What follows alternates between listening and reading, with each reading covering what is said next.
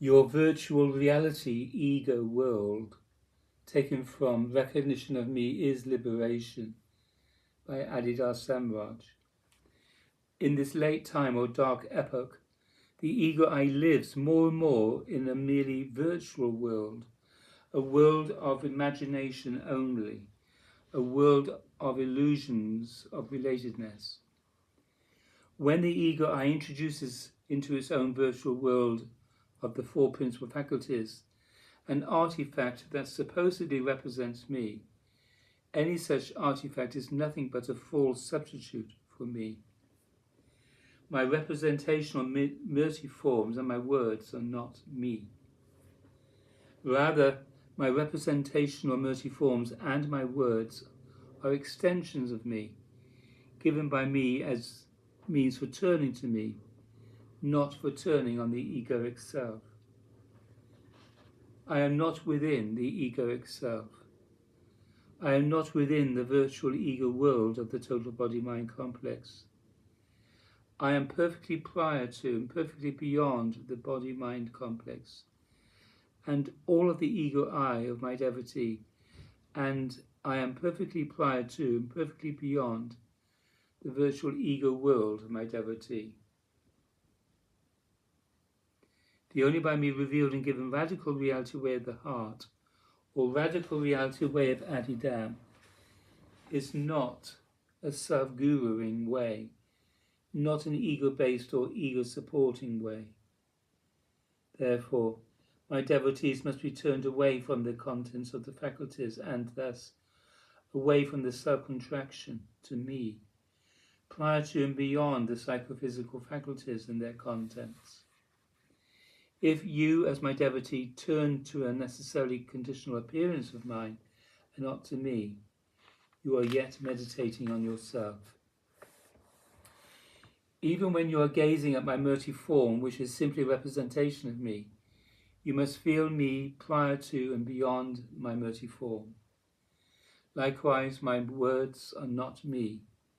My words are not given for you to merely wander in, to put inside your mind and select from. It is not possible to think my entire teaching. Therefore, the right use of my reality teaching is to consider or remember some portion of it in the moment, and in that moment use it as a means to be whole-bodily turned to me. To be associated only with representations of me is a necessarily false revision of the only by me revealed and given radical reality way of the heart, or radical reality way of Adidam. In that case, the any representation of me is, in and of itself, a mere illusion of me, which illusion may then, if you do not truly turn to me via the representation, become the me to which you presume to be turning. Such is the disposition of practice that occurs if my devotee is turned to my murti form in and of itself, or my word in and of itself, and not to me.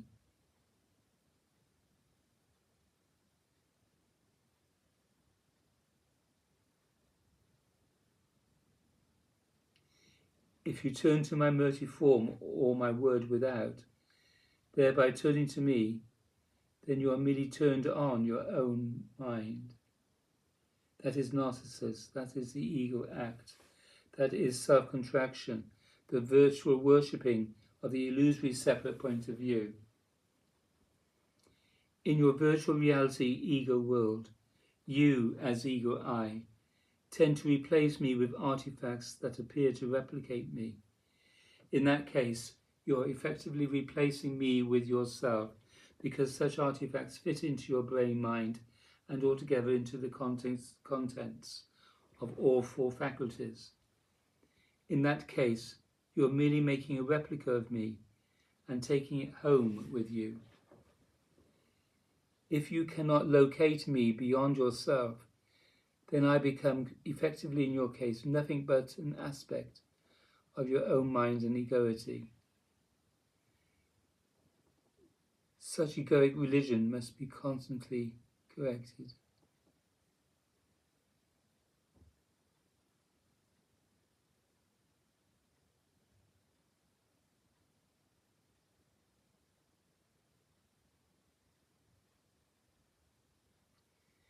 Such egoic religion must be constantly corrected. Just so, in the ancient Greek legend, Midas turned everything to gold. The ego turns everything into ego by virtually replicating everything within the sphere of the psychophysical faculties, and thus and thereby effectively and entirely by means of an illusion of everything, owning the replicas in the midst of its own patterning. This replication method is the potential maker of a virtual me, appearing as a man in the middle, seemingly owned and controlled by the ego I of my devotee. In that case, I am known to my would-be devotee only in his or her own mind, not as I in reality exist, prior to and beyond the egoic self. I am not within you, nor am I merely outside you.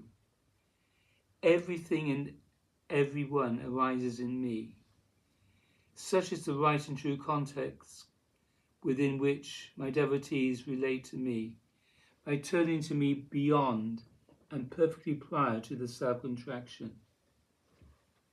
Therefore, you, as my devotee, must devotionally recognize me and devotionally respond to me, and thereby be moved beyond and perfectly prior to the self-contraction to me.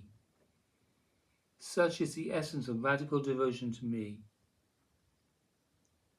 The foundational and fundamental practice of the only by me revealed and given radical reality way of the heart, or radical reality way of Adidam.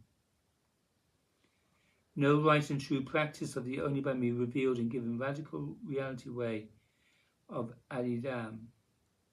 No realization of reality itself, truth itself, or real of course of God, in the only by me revealed and given radical reality way of the heart, is possible without the whole bodily turning beyond the ego self to me, always already perfectly beyond and always perfectly already perfectly prior.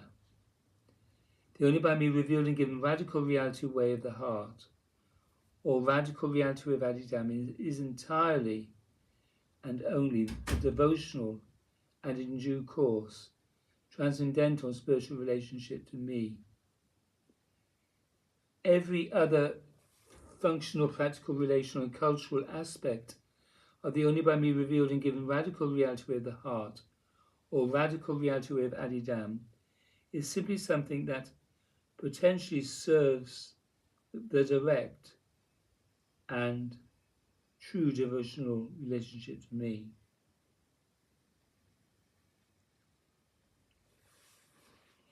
When you devotionally recognize me, all of your psychophysical faculties are spontaneously and inevitably reoriented, or tacitly and not strategically turned to me.